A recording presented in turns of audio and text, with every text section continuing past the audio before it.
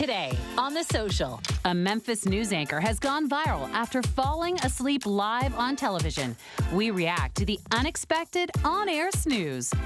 And is there a trade-off between military spending and Canadians' quality of life? Why one journalist is asking what it really means to keep Canada safe. Then, this sweet side dish having a moment in the sun.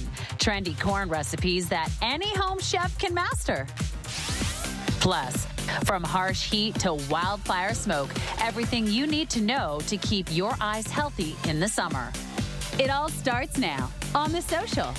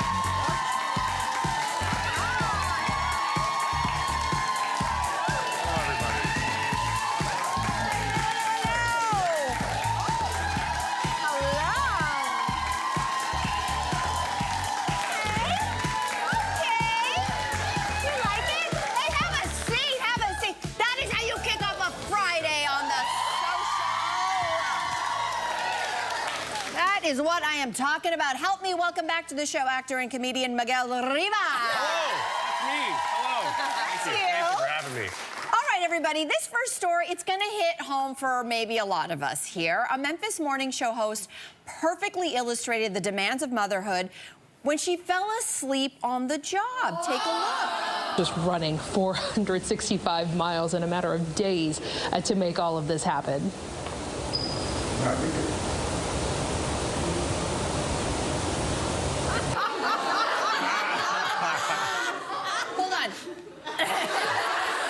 Need to take a nap. That was Dominique Dillon, and she said she only had a few hours of sleep the night before. She was struggling to get her 2-year-old and 8-month-old to bed the night before.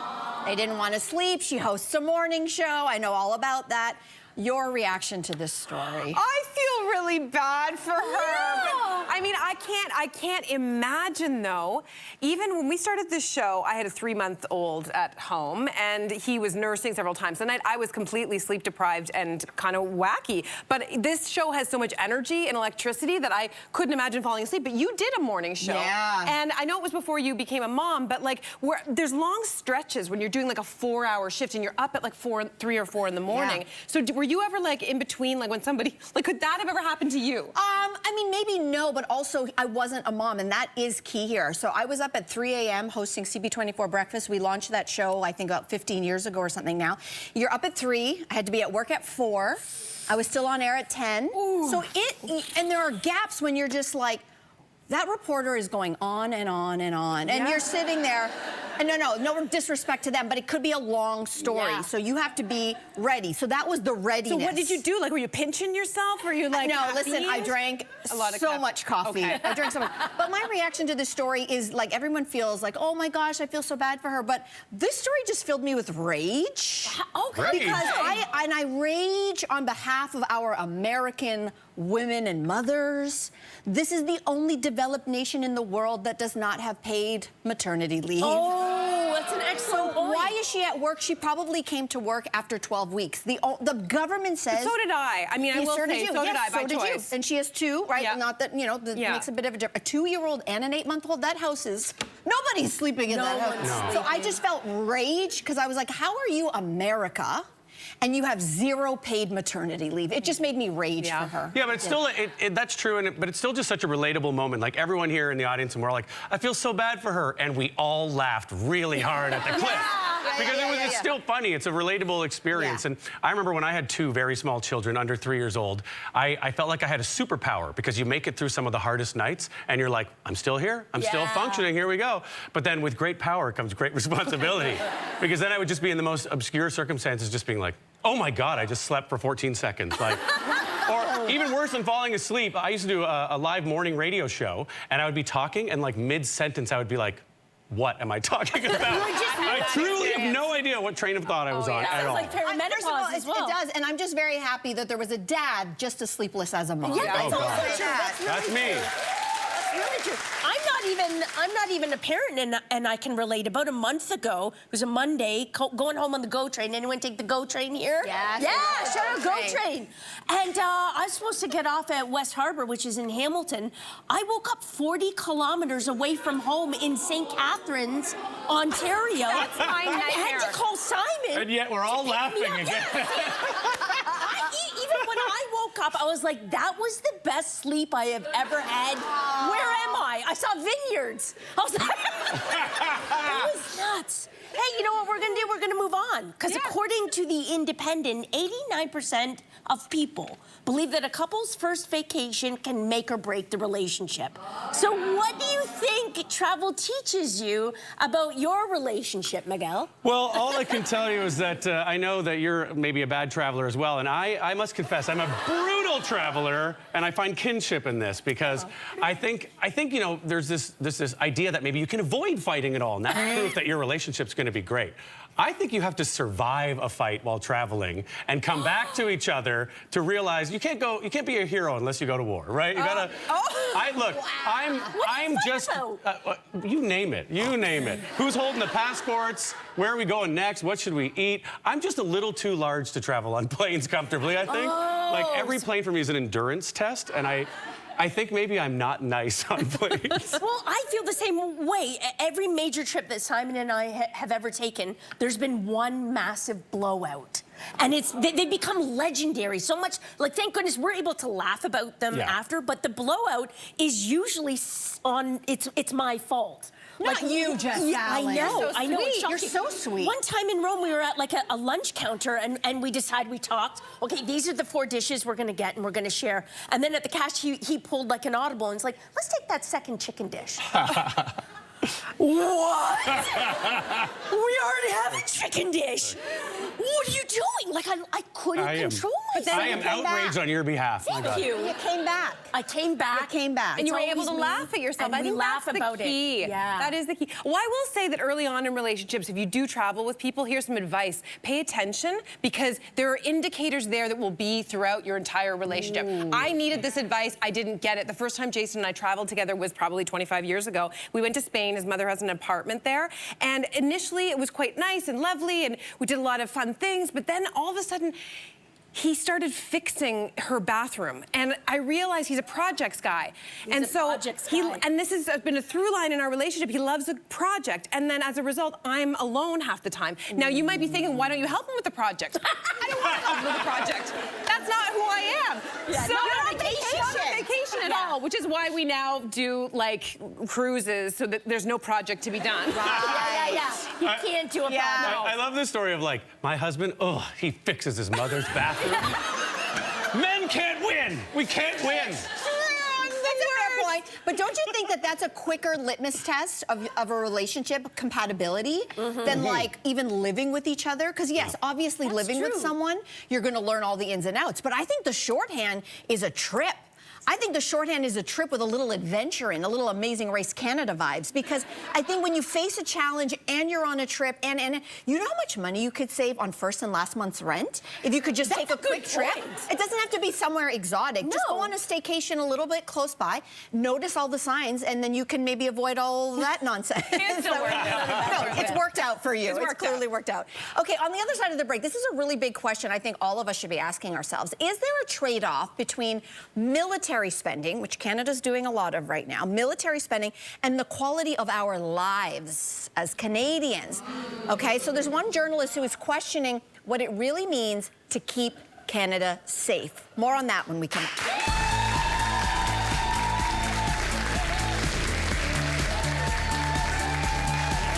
Monday on The Social, dinosaurs, volcanoes, and action-packed rescues. The cast of Paw Patrol, the Dino movie, is here.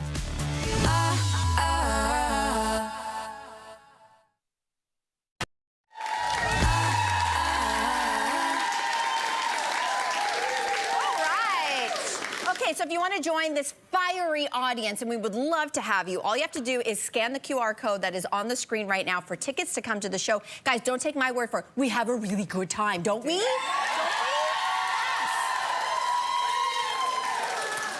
Okay, a columnist for the Toronto Star is arguing that the government's dramatic escalation in military spending limits what else we can achieve as a nation, and that a bigger defense budget means reduced spending on social services. Thank you, which greatly diminishes our quality of life. So, is keeping the country safe all about mitigating outside threats, or making sure that the people inside the country can thrive? It's a good question, huh? Yeah, I mean, I think it's pretty clear that the world is changing in a major way, and it's not just Canada doing this. A lot of countries around the world are doing this. And so you would understand why every country feels like, oh, we got to keep up. But my fear is that war spending, defense spending is like inflation. It goes up and it doesn't come down. So I feel like once we set a new bar for how much we're going to spend, we're not going to be backing away from that. So that's the future we're counting on and committing to. And I'm nervous about how quickly it's all escalating, and it puts a little bit of fear in me.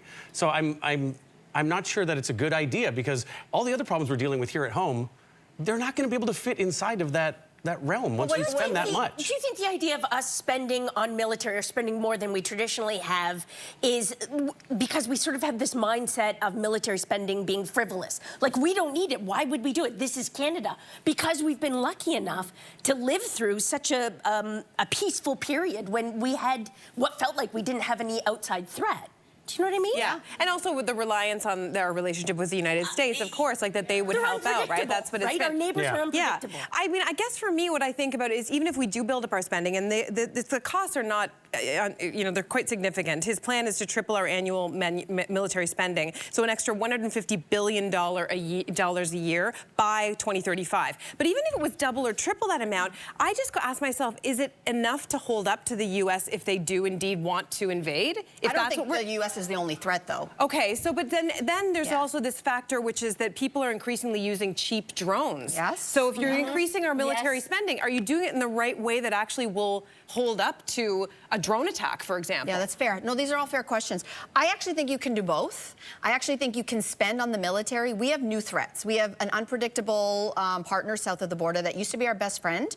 We're now frenemies. We're now frenemies. Sometimes we're friends, but sometimes we're enemies. So that's a real threat. Yep. Russia is a real threat. The Arctic is melting, and guess what? That's real easy to come over that little, you know, it's so easy to pop over the Arctic. A lot of the money is going to northern. It is a lot. So there are real threats, and that's real money, those numbers. Like, that's big money. So you're like, okay, well, healthcare and education, drones and submarines and missiles. But I don't think it's a zero-sum game. I know this is going to be very cynical for me, of all people, to say, but we have a guy who's leading the country who is an economist. So Mark Carney has this resume, and I actually trust that resume, and he's putting it to use right now. Because guess what, guys? We're not just spending $83 billion in the next 3 years on the military. We are making so much money on oil and gas right now because the Strait of Hormuz is closed. Because a good economist says we're not just spending money. Do you know how much money we are making right now? We are making in excess of $60 to $70 billion extra in the next 12 months based on our oil and gas sales, because we are an oil exporter. So when you're making so much money, it's easier to spend money when you're making so much money. But still, people can't find affordable housing right now, and people are struggling to... That's now a politics question, because when the federal government makes money, there's transfer payments to provinces and territories. It's now up to who you vote for to lead your province to spend that money right. But I think the point you just raised speaks to, like, prioritization. What's important to us, right? Like, I feel like we're all just like, we're making a lot of money, all right, but from oil and gas, which is endangering our future every single day. Absolutely. And we've taken, I can't even count how many steps backwards from addressing climate change. And the fact that we're an oil and gas player is good financially, but how does that make us feel? What about our children? What about our grandchildren? What about Canada's future? It is an interesting catch-22, even though a lot of this military spending is going towards the Arctic because of global warming. There are now boat channels, pathways that have melted. Yay! So it's like this idea is like, oh, good, we've got to protect it. but it's because we didn't act on it before that we now have to protect it. Right. That's right. It's a very interesting thing. When you're raising a dog, if you see someone walking down the street and they see another dog, they pull on their leash to be like, uh-oh, another dog's coming. The dog is responding to like, is something wrong? Oh, good, then I'm going to attack. I'm going to fight. If we give ourselves the materials to engage in more war and fighting, we're going to do it. Yeah. We're going to be a part of that. Is there a world, those are all fair questions, but is there a world where you can start to pivot? So tariffs have destroyed jobs in this country, especially in steel and manufacturing, right? Yeah. Is there a world where you can take some of the money that is coming in, use it in the military spending? For example, you need people, if you're going to build submarines, you need really qualified people to do that. People who build cars, who are now unemployed, can you pivot that money to retraining? Get them to actually be the recipients of this money in military spending. What I'm saying is like, and then maybe alternative energies. Is there a world where you can take some of this money coming in? And like China is the #1 solar power creator in the world. Canada can be right up there too if we invest in it. So what do we, it's priorities. This doesn't feel like the strategy at the moment. But also the idea is, Carney has said back in his speech in May that Canada used to be a nation of builders. And post-World War II, we had one of the largest air fleets and naval fleets in the world. And part of this money that he wants to spend is allowing us to be building again. So we won't have to rely on America. And so it will create a number of jobs. So I don't know. It's really, really interesting. But guess what? We got to move on. You know what else is interesting? Nostalgia. Nostalgia's everywhere these days. But is that necessarily a good thing? A reader wrote to The Guardian saying that it's becoming an overwhelming emotion for her, and she doesn't know if she should sort of suppress it or just kind of go with it. So is nostalgia a positive or negative emotion for you guys? I don't know. Yeah, these are my people. Well, the reason why I say that, I speak this as a proud perimenopausal woman.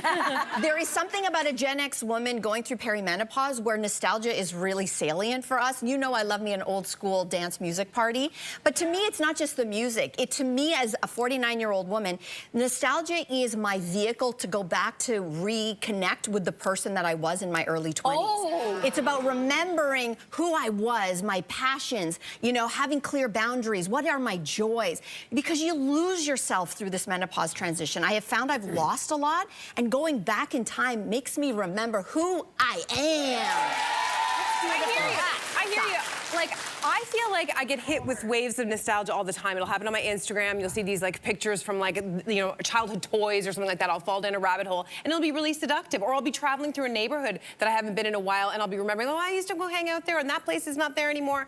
But here's the issue with that, is that you can end up being never in the now. And you're constantly like chasing the ghost of the past. And I think this right now, we will look back and be like, oh, I'm longing for that time. Well, we could be just enjoying it right now. I don't know. I don't know. If I can speak on behalf of all perimenopausal women, sometimes I think about nostalgia through art a lot, right, as an artist, and I think it can be a poison, you know? It's like, but alcohol is a poison, right? You take a little bit. You can't have too much coffee. You gotta dip your beak just a little bit. Yeah. And I think nostalgia we have to be careful with, because when it runs rampant, just as an example, in film, you get movies that are all remakes and redos and extensions. And you know what? I'll say it, they all suck. Which remake was better?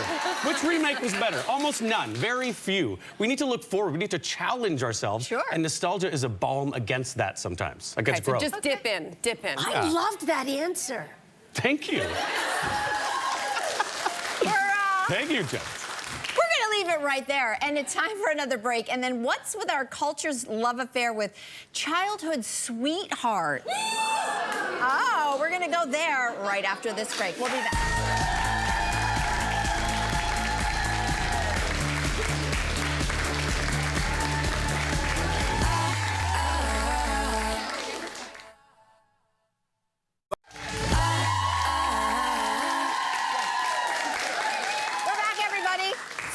Swooned over stories of childhood sweethearts. You know, the people who've been together literally their whole lives. But a writer for Vogue, not me, okay, a writer for Vogue says two people who met before their brains fully developed and committed to spending forever together is a total nightmare. Vogue said it. I did not say it. Okay? What is your take, panel, on childhood sweethearts? You know, I'm married, and I married my wife that I met in university. So it's not high school sweethearts, but it's close. we've been together for a long time. And I think there's this idea of valorizing it because of the idea of soulmates, that we have one soulmate, and if you find someone, I'm not sure if that's true, but me and my wife always joke around. We had this moment when we met where we were like, oh, damn. This is obviously gonna work. Like, we literally like lamented in the moment where we're like, oh man, we knew we met too young, but it's worked out so well. Because I know what he means by that exactly, because he's like, oh God, I'm not gonna be able to date anybody else because this is the one. This is you're just like, people spend their whole lives looking for an ease of conversation and daily life, and when you find it, and you got to recognize it, right? I don't think that there's necessarily one soulmate. But there's some kind of nostalgia that went along with it, right? A little bittersweet. I already said it's poison. Sorry. But that's where I go, because look, two things. I think there's a big difference. I met Jason in university as well, but my brain was fully formed. I wasn't 16 years old. And mine wasn't? Right? Well, I'm just saying. Waiting, bud. I do think there is something, and not about sowing your wild oats, but like definitely if you're planning to have a monogamous partnership, it is a long life. Yeah. So you better get some things out of your system or be willing to have conversations that can possibly open up some other things during that. I'm alone. Wow. No, I hear you. We got you. We got you. I hear you. Jess, do you believe in this? Well, I have to say, when I meet someone who's my age and they say they're childhood sweethearts, I kind of feign like being impressed, like, oh my God, that's so sweet. Because I think I go back and think about what if I had married my childhood sweetheart, and I'm like, oh, no. But whenever I see like a beautiful older couple who've been together for 60 or 70 years and they are childhood sweethearts, I melt. Because they made it past the finish line. Like, the chances just seem impossible. And I do get nostalgic for some reason. Like, it's such a beautiful thing. It is. I do wonder if we're just like projecting a lot of our own stuff onto those people, for sure. right? Yeah. Because I have a couple of friends, like Erica Work, you all know stylist Erica Work. She's been with her man Corey since they were 15 years old. And like, that is high school sweethearts. And they are such a rock solid couple. So who am I to judge? So I think if anybody would judge a couple like that, you should talk to your therapist. Like, you're probably projecting something. And I guess at the end of the day, does it even really matter? Like, if you found your person, you're just kind of does lucky. it actually matter? No, you saved yourself so much time. Right? I just think about myself at 15, and I wouldn't trust myself to choose the right pair of jeans. Yeah, yes. That part. You've already said you weren't that mature, so. Yeah. My brain's still forming. My brain is still forming. Guys, love only. Oh my gosh, love only.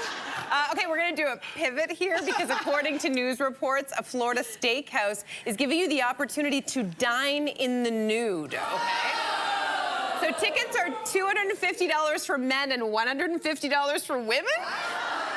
The fillets are fully dressed along with the staff. However, customers drop their pants at the door. So do you see the appeal, Jess? Guys, come on. Hey, negative Nancy's, let's think about the positives. Dinner with no waistband? Come on, that's nice. Don't have to worry about the dress code. My only concern is, where's that wallet going? Where are you pulling that credit card out of? Do you know what I mean? Au contraire, I think you do have to think about the dress code in a whole new way. In a whole new way. No, I just like, okay, I don't get the appeal of this in general, let me just say, but also specifically a steakhouse? Isn't there like sizzling oil and butter and steak knives? Well, it's too dangerous a place to be in the nude. And also just the way you feel after you eat a steak, it's like it's a particular kind of like feeling in your body. Yeah. All I know is that, guys, when I was a documentary producer on this show about sexuality around the world, I ended up on a lot of porn sets. I've seen a lot of things, and one of the things that I can't get out of my brain was watching a bunch of naked porn stars eating like granola bars in between takes, and just the bits. It's not a sexy thing, guys. It just goes to show, in Florida, they'll do anything.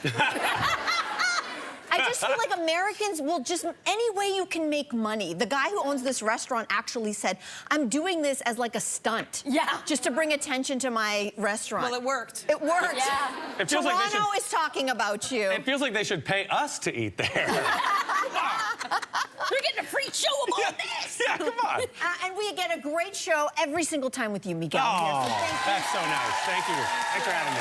That was fun. And nobody write to us. We tease him because we love him, okay?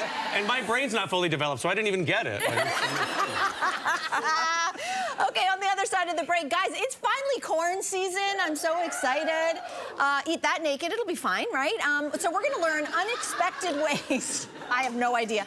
Unexpected ways to cook with this summer staple. We'll be right back after this.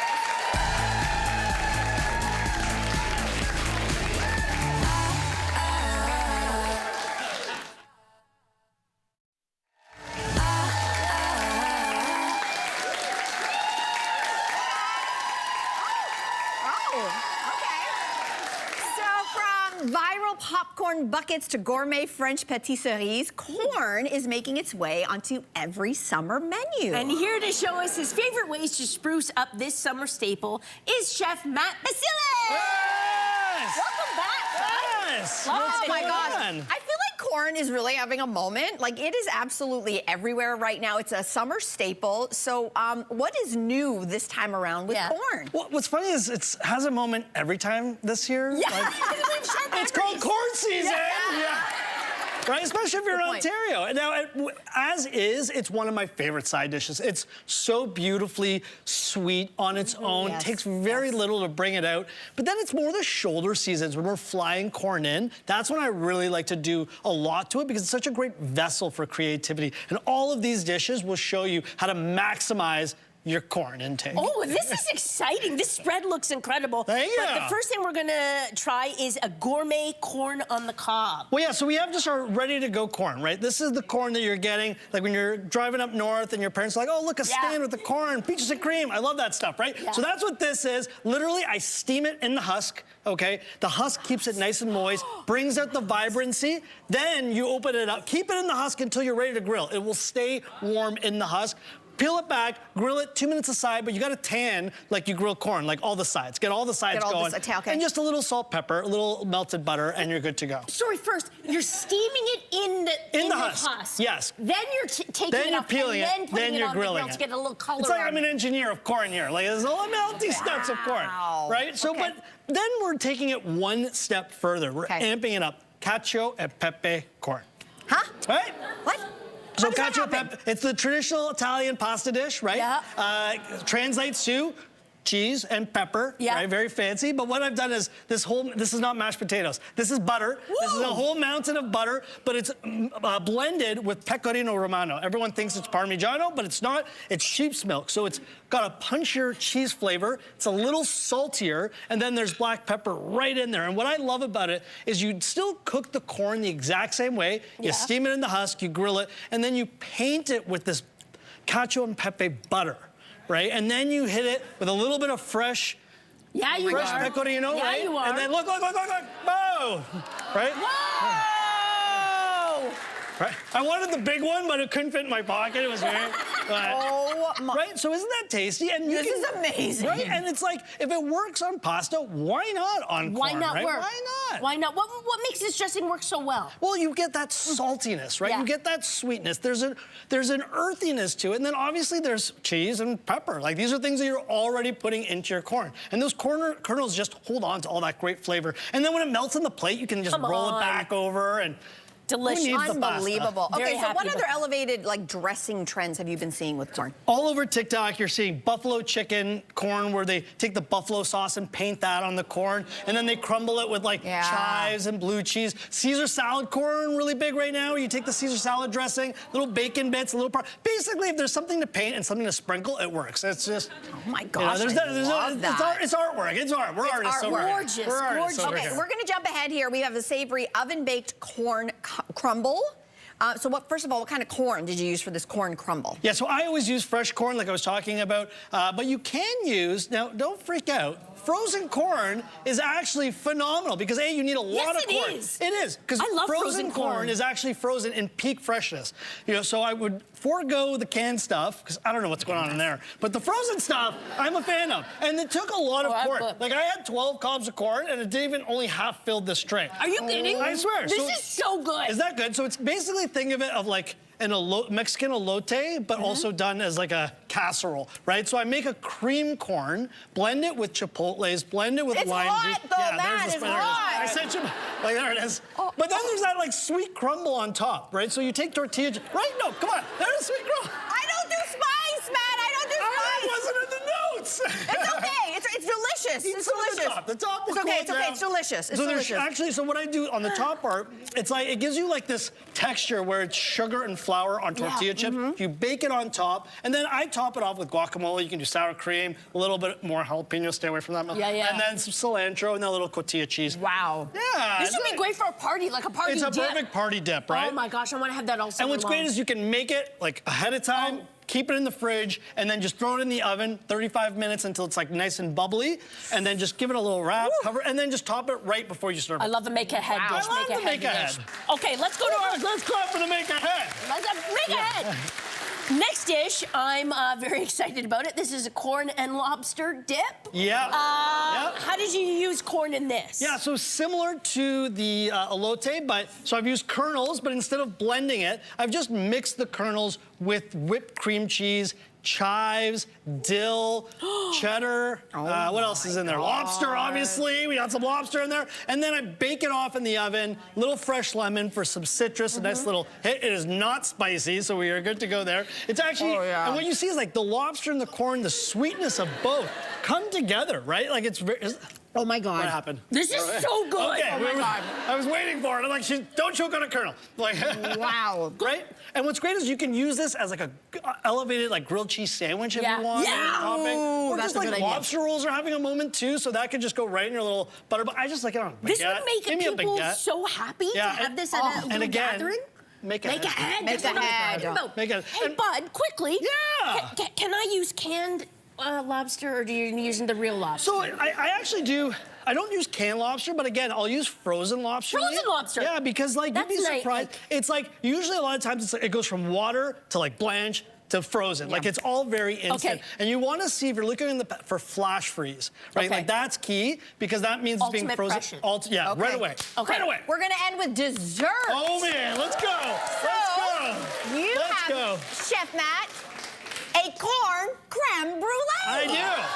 I'm so excited. How do you make it? This was a dessert we did at my restaurant back in the day. So you take your yolks, you take your sugar, you blend it with a little bit of vanilla, okay? Then you make steeped corn. So corn with cream and milk, steep it, blend it, you sift it, and then you incorporate that creamy corn into the, I love that sound. I got a torch here. You're gonna I do can't believe one. they're letting You're me gonna do this. one. I can't believe they're letting me do this. Oh, there we go. There we go. There we go. So you want to keep it away from the, like, you want it close, but not so close that it burns it. So see how it's like, All right. I love this plant right here just mocking me. This is exciting. Right? Wow. All right, that's enough creme brulee. Robert, Wow. everyone can breathe. We're okay. What difference does the corn make in this? Like, So believe it or what's not, adding? it makes it sweeter, Yeah. but naturally sweet. So it's not like you already have a layer of sugar on top of it. Do you really need more sugar into it? So what it does is it gives you this sweetness, but there's an earthiness to it too. I bet if I didn't tell you there was corn in there, you'd be like, what is that? And then Yeah. as soon as I say it's corn, you're like, that's all I taste. That's a good point. So I it's don't also taste it. healthy as well? or- Yeah, sure, it's a salad. Great! Yeah, it's a salad. You're good. You're good. You're good. You know what? We never thought that corn could be so much fun. This was and this amazing. was phenomenal. Thank you. Wow. Fun, not corny. I had a Robert Brulé joke, but anyways, it doesn't matter. This was awesome. Thank you so much. Let's take a break, everybody. After the break, tips to keep our eyes safe in the harsh summer heat. We'll be back with that right after this. Oh my God, every dish.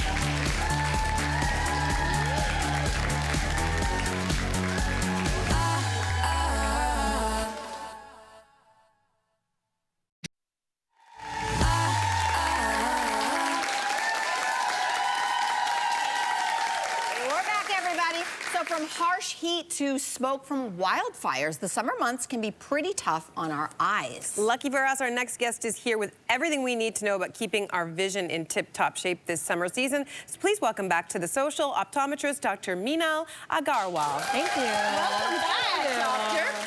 Okay, can we start with something that I feel a lot of people, including myself, are experiencing, which is dry eyes. So number one, what causes it and how can we prevent it? Yeah, I think so many of us think that we're not going to be dry in the summer, but we tend to be drier in the summer because of our air conditioning indoors, so it decreases the humidity. And also there's a lot of like vents on, fans on, that causes a lot of tear evaporation. So my number one rule of thumb is stay hydrated for every part of your body, but stay hydrated. That's huge. And if you need to use artificial tears, use them morning, evening to help keep your eyes lubricated. We lubricate our face, we brush twice a day, but we don't do anything for our eyes, right? It never occurred to me too that like the water we consume will also translate to helping helps produce good tears. I never thought about it. That's incredible. Okay, so let's talk about spending more time in the water, in the pool. Obviously, a lot of people are doing that over the summertime. So what impact is that stuff maybe having on our eyes, if at all? Yeah, so pool water has a lot of chemicals that can disrupt our tear film. So we can get redness, blurry vision after, mucus discharge, infections. So wearing goggles is so important. Really? Tight-fitting goggles, especially for children. You don't want them to get infections. But for adults, those of you that wear contacts, please do not wear them in the water. Oh, that is the number one thing we say, because bacteria get stuck on the contacts and can cause a big infection. So we don't want to have that. And then obviously choose pools that are less chlorinated, have less chemicals. But if you notice, especially children, have persistent redness, mucus discharge, light sensitivity, blurred vision that's not going away after a few days, visit your optometrist. Okay. I think for a lot of people, allergies can worsen during the summer. So what should we know about keeping allergies at bay and how to treat them properly? Yeah, so I think the number one symptom of eye allergies is itching. And what do we all do when we're itchy? Scratch them. So good. I love how Mel just did that. Yeah. We do not want you to. That is the first thing that we will always tell patients is do not eye rub, especially if it's aggressive or with your knuckles. You are mechanically disrupting the front surface of your eye. You're guilty of it. Yeah, all of us are, right? I tell my kids all the time, please stop doing that. You can cause a condition called keratoconus, where you will lose permanent vision, and it can start in childhood, and we do see patients with this. So that is our rule of thumb, no itching in the summertime if you can. Instead, use like a cold compress, a cold towel, close your eyes, put it on your eyes. You can use artificial tears to dilute your to dilute the allergens, and you can also get anti-allergy eye drops if you need to, right? Get it prescribed. If you've never struggled with allergies before, I'm curious, can you actually develop them later in life? Oh yes, I did. Yeah. I think a lot of us have. Yeah, you definitely can. So, you know, immunity changes throughout life, whether it's age. For women, it can be hormone changes, but also our environment plays such a big role. Every year, we are seeing a rise in allergies coming into the office, and I think our environment is a really big factor. Yeah. You say that summer styes are also something to consider. How do we spot them, and how do we treat them? Yeah, I mean, we do see a lot of styes, especially with kids. For people who don't know what that is, what is that? Yeah, so it's an infected gland or a blocked eyelid gland. And what you'll see first is you'll feel some tenderness or soreness on your upper or lower lid, and then it'll kind of pop out as a bump. And okay, so my number one thing is please do not squeeze or pop it. You are spreading that infection, and I have seen worse infections because of that. So don't do that. You want to use a warm compress right away, as often as you can. So the best thing to buy is a moist heat mask. Not a dry heat mask, but a moist heat mask. It helps to melt that pus and kind of diffuse it. And then obviously keep that area clean. Take off your makeup at nighttime before sleeping. Well, I don't know what you're talking about. I wasn't hinting it to anyone. I don't know what you're talking about. No idea what you're away on its own. If you follow it should go away. Yeah, it can definitely go away. But if it's not and it's persistent, it's enlarging, obviously visit your eye doctor because it could be spreading. Right. Okay, got it. Is it true that our eyes can get a sunburn? And if so, like what part? And like what does it look like? How does it feel? Yeah, so we'll see patients coming in with light sensitivity, burning, stinging, blurry vision, and a lot of times that's because the strong UV radiation has burned their front surface of their cornea. Oh my gosh. So you obviously do not want that, especially in the, this can happen over the camp days, pool days for a lot of people. So wear your sunglasses when it's strong UV radiation. So my recommendation is 99 to 100% UVA and UVB protectant sunglasses, or they can say UV 400, and then wearing a wide brim hat. I don't love the look of them, but they're cut effective. UV radiation by 50%. There's some chic ones They're out there. very I could do it chic. effective. Yeah. Okay, so you say that there's been an uptick in eye strain during the summer months due to an increased use of screens. So how is that impacting our vision? Yeah, I mean, we see this this is a conversation I'm having like 100 times a day with parents and kids. And obviously in the summer, they're at home, so they're on screens a lot more.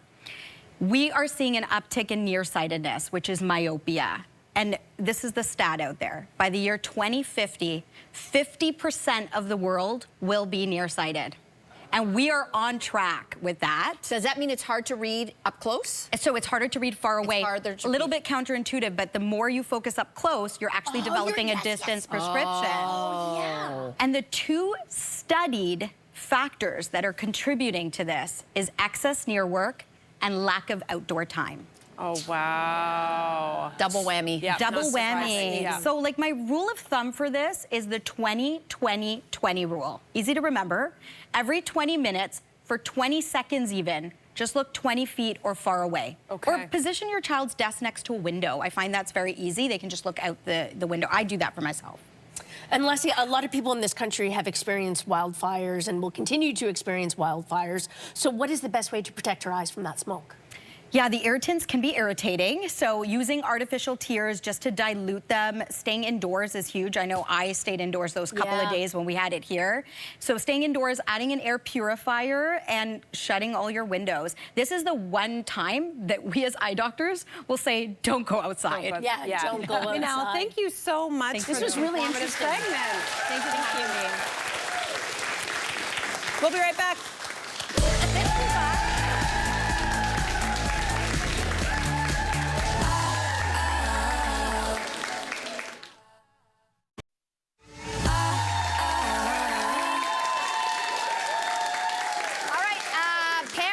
And kids, I'm talking to you on Monday on The Social. Cast members from the Paw Patrol movie, Paw Patrol the Dino movie, are going to be right here in studio. Oh my gosh, we're going to be fangirling. Maybe even Marshall is going to be dropping by. I know. Also, stylist Erica Work, we talked about her today. She'll be here on Monday showing us how to refresh our summer wardrobes for the rest of the season and beyond. It's going to be a ton of fun. Sorry to interrupt you, but you went to a tennis match last night with your mother. Yeah. You talk Guys, Alex Ayala, who is the Filipina who is taking over the tennis world, is in Toronto right now. Wow. My mom is a diehard tennis fan, always has been. She is a savant, actually.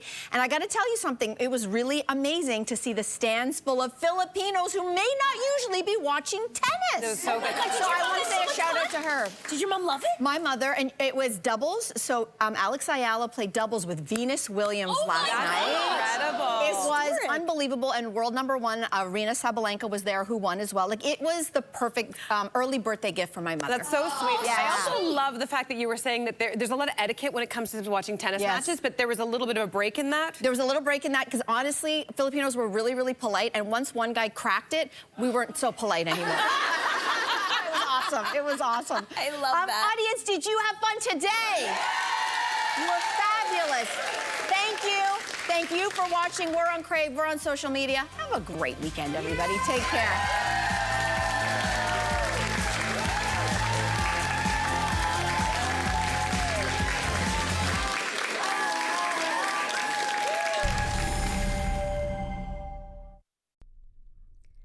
Thank you for watching.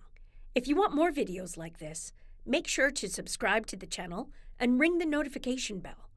For bite-sized videos you won't find anywhere else, check us out on Instagram, TikTok, and Facebook.